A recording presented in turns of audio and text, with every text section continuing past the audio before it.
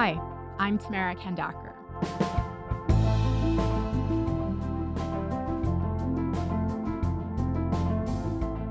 So by now, you've most likely heard this clip of House of Commons Speaker Anthony Rota from late last week, but I feel like it's worth hearing one more time.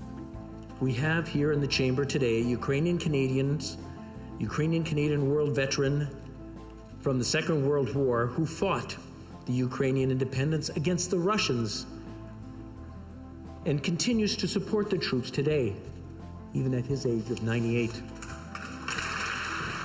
That's Rota, honoring Yaroslav Hunka in the House when Ukrainian President Volodymyr Zelensky was there on Friday. Hunka got 2 standing ovations from Parliament. He's a Ukrainian hero, a Canadian hero, and we thank him for all his service. Thank you. But as we later learned, Hunka fought the Russians because he fought with the Nazis in a division called the SS 14th Waffen, a revelation that's caused outrage and embarrassment, prompting Rota to apologize and take responsibility. Yesterday, he gave in to calls to resign as Speaker. It's with a heavy heart that I rise to inform members of my resignation as Speaker of the House of Commons. But what is this SS division? Why are there still 2 monuments to it in Canada? And how did a man who fought for a division commanded by the Nazis end up living here? David Pugliese with the Ottawa Citizen is back with answers. He's been covering military issues for 4 decades.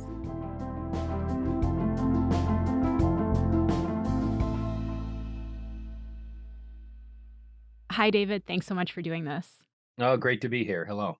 So let's start with what happened on Friday. With Ukraine's president in attendance, Canada's Speaker of the House of Commons proudly recognized Yaroslav Hunka, saying that he fought against the Russians in the Second World War. And I know this is fairly basic history, but why should fought against the Russians have at least raised eyebrows here? Yeah, so it is basic history, but a lot of Canadians don't know their basic history. If he fought against the Russians during the Second World War, that means he was fighting on the side of the Nazis. The Russians were allied with the US, Canada, Britain, and the various allied powers to defeat Nazi Germany. And so what did you think when you first heard what Rhoda said? When I saw it, I thought, oh God, what is he doing? Because I knew immediately. Right. So Friday night, I listened to that. And then soon enough, emails started coming in from various Jewish organizations. They realized what was going on immediately. They were shocked. Then a University of Ottawa professor did some more digging, found a website honoring 14th SS Galicia. That's the Waffen SS organization of the Third Reich. They were made up of Ukrainians. And there was Mr. Hunka on that site. He volunteered for the Waffen SS. And there were photos of him in his Nazi uniform and at the front fighting with Nazi Germany. What do we know at this point about how Hunka ended up at Zelensky's address in the House of Commons? How did he get invited? Well, there's a couple of stories. I mean, Rhoda the House Speaker has taken responsibility for inviting him. I recognize an individual in the gallery. I have subsequently become aware of more information which causes me to regret my decision to do so, he says in a statement. I just want to make it clear that it was my decision and my decision alone. And I apologize profusely. I cannot tell you how regretful it is. And it may not be good enough for There's been suggestions now that Mr. Hunka's son asked that he be invited and put in the gallery. And, when the House Speaker introduced him, he received 2 standing ovations from all MPs. And among those guests that he received a standing ovation from was Chief of Defense Staff General Wayne Eyre, Right. who was seated nearby.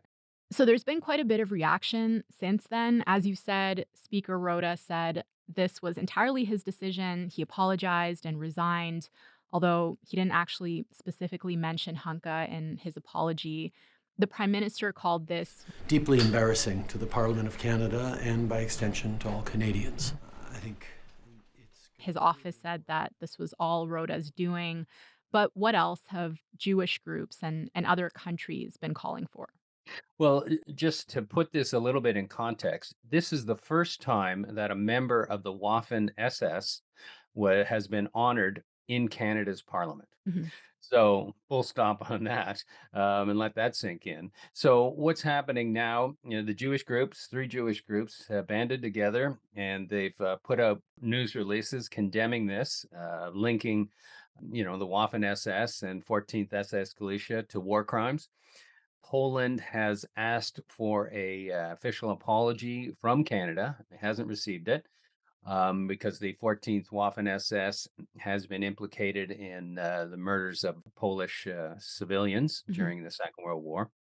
And this morning, the Polish education minister announced that he is starting extradition proceedings for Mr. Hunka. Wow, quite a turn of events for Yes. Mr. Hunka. Mm. Let's just talk about Russia's reaction for a second. So, one of Russian President Vladimir Putin's justifications for his invasion of Ukraine is that they're trying to denazify the country. That's what he's been saying from the beginning. So, how has Russia responded to our parliament applauding Hunka? Well, Russia is using this as part of its propaganda campaign against Ukraine. Russia is seizing on this controversy in Canada's parliament, saying it's outrageous. A Ukrainian veteran who fought for a Nazi unit was presented as a hero in the House of Commons. Here's a Kremlin spokesperson speaking earlier. Such a sloppy attitude towards memory, and memory must be preserved in relation to the Nazis, no matter how old they are. There is no statute of limitations for these crimes. Such sloppiness in this memory is, of course, outrageous. It's interesting that Prime Minister Trudeau said, oh, we have to be careful about Russian disinformation. But it was the Canadian government, the House of Commons, that has presented Russia with this propaganda coup. So, I think MPs and the House of Commons should look towards themselves for their role in this.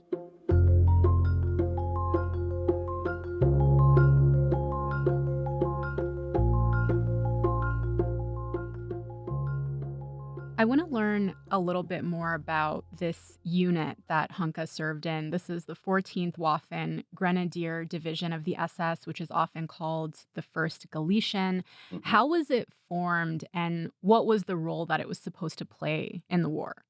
So in 1943, the Germans were realizing that they were starting to lose the war. The Russians were pushing, into German-occupied territory. Landings, Canadians and Brits were landing in places like Italy. So the noose was tightening. They needed more manpower. So in their occupied areas, particularly in Eastern Europe, they had already used some of the local population to murder the Jewish population. They put out recruiting for these new SS units. So in 1943, the Waffen SS 14th Galician was formed.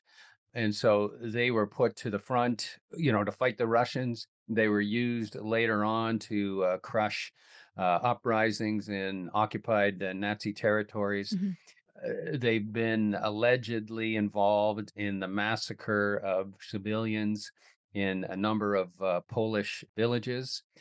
Near the end of the war, when it was obvious that Germany was defeated, the 14th Waffen SS renamed itself in the final days of the war as the First Ukrainian Army, and so that's why sometimes you get this confusion. But the SS never recognized that officially, and it's seen as more of they knew the war was finished, and the Allies weren't looking, kindly on SS units. Mhm. And why might some Ukrainians have wanted to join this division? So there's obviously a hatred of Russia in some parts of Ukraine. The Russians, Stalin had been involved in the starvation of Ukrainians. There's war crimes on the Russian side, and so the Nazis used that hatred, and they put out, the call for volunteers. The recruiting poster, for instance, had an octopus type creature with a hook nose and a Jewish symbol on it. Mm, And you had this SS man with a sword ready to cut its head off. So, the Nazis were saying, well, the Jews are behind communism, behind Bolsheviks, and so join us to fight them. right. So you had 80,000 Ukrainians volunteer for the division. Around 10,000 were selected. However, it's interesting to note that you also had 4.6 million Ukrainians fight for the Red Army, the Soviet Army. Mhm. So that just shows you kind of the split in Ukrainian society at the time. Right, of course. So we haven't heard from Hunka himself, and we don't know if he had personal involvement in some of these atrocities that you mentioned, but he was in this division. And what else do we know about the time that he served based on this website that you mentioned, where we learned that he was part of this unit? Well, he said he enjoyed himself immensely. It was one of the high points of his life. I mean, the photos he's published or that were published of him show basic training. Also shows him behind an anti-aircraft gun or with a group of his fellow SS soldiers. So he doesn't go into a lot of detail about that. And I would add that, it's going to be very hard for Poland to extradite him unless they have actual evidence placing him at the scene of some of these alleged war crimes. And the Poles haven't produced anything like that at this point.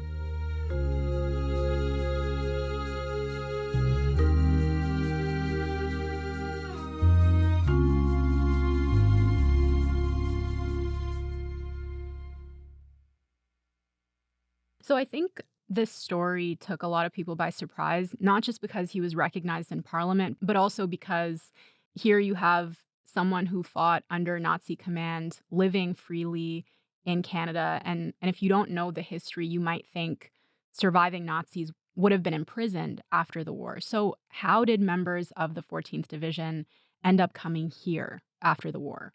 So after the war, the International Military Tribunal labeled the Waffen SS and the SS as a criminal organization.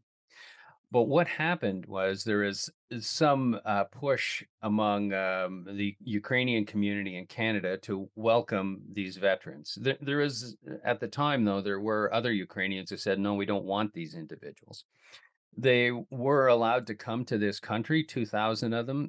And over the years, this situation has been percolating. In the 1980s, Jewish groups raised concerns about war crimes. You had the Deschênes Commission, which looked into the matter, at least partially, but it concluded that despite what the International Military Tribunal said, involvement with SS Galicia was not in itself a crime. And so what's been happening as Holocaust survivors die off, as our own Canadian war veterans die off, you see a revisionism that's happening, where in some of these Eastern European nations like Latvia, Estonia, and Ukraine, these individuals who fought for the Nazis against the Russians are now being seen as heroes in some people's eyes.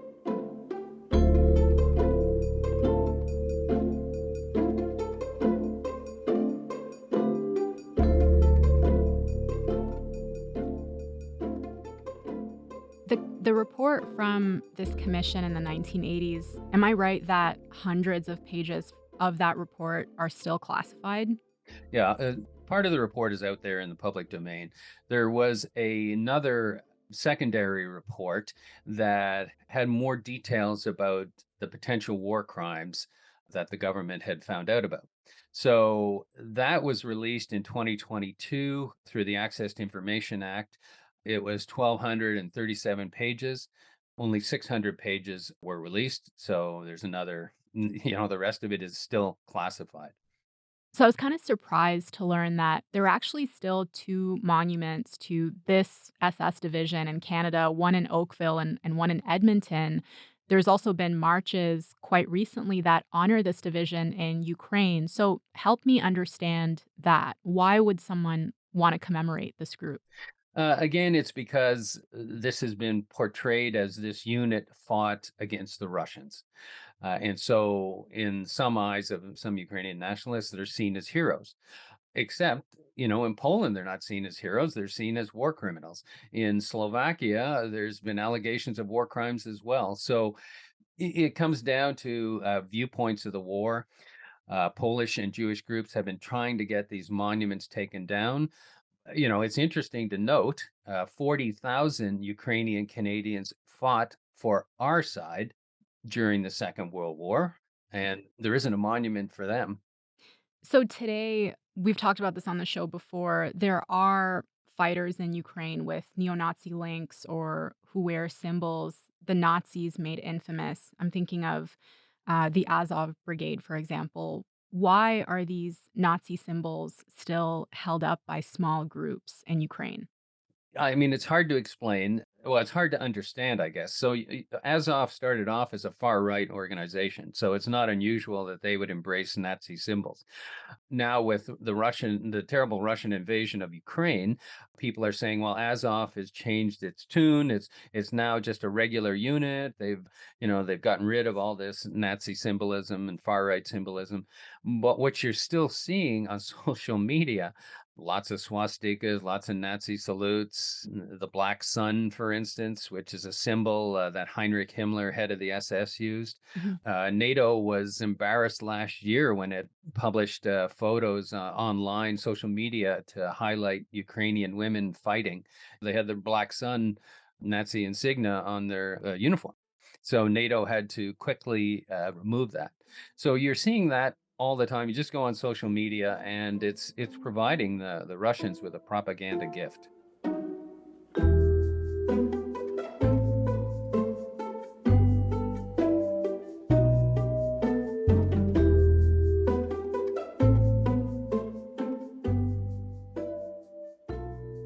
And so, just picking up on what Putin has been arguing here, we've just gone through a bunch of Second World War history that highlights how some Ukrainians fought with the Nazis. But what should we make of that in today's context, where Putin is saying he wants to denazify Ukraine? How should people weigh those two things? Well, I think there's separate issues. What Putin is saying is obviously wrong. The invasion is wrong. But you don't go, okay, well, Ukrainian Nazis are okay because now Ukraine is fighting the Russians. You could say, for instance, Osama bin Laden fought the Russians in Afghanistan in the early days, and we're not erecting a statue towards him or a monument towards him. So I think totally two separate issues, and these Jewish groups and the Poles, they have valid concerns here. To put it bluntly, Canada fought against the Third Reich, fought against the Nazis. So it is mind-boggling that SS soldier was honored by our MPs, by our parliament. Yeah. And I wonder what you make of the fact that it was news to some Canadians that there were former Nazi fighters living here, or that there was even a Ukrainian division commanded by the Nazis. Is there a lesson that we can take from that, or this whole disaster about how we remember our history? I mean, these are basic historical facts. This isn't hidden history. And this has been debated repeatedly. I mean, the monuments, for instance, that was in the news several years ago. And then there's the big controversy about it. So it just continues on. It's there. I think public officials have to recognize this type of dynamic. What I find interesting is, as I've mentioned, there's 40,000 Ukrainian Canadians who fought with our military against the Nazis. So if you're going to honor a Ukrainian veteran, why not bring one of those gentlemen into our House of Commons and give him 2 standing ovations, or give her 2 standing ovations? I think that would say a lot about our government. Okay, David, thank you so much. Really appreciate it. Thank you.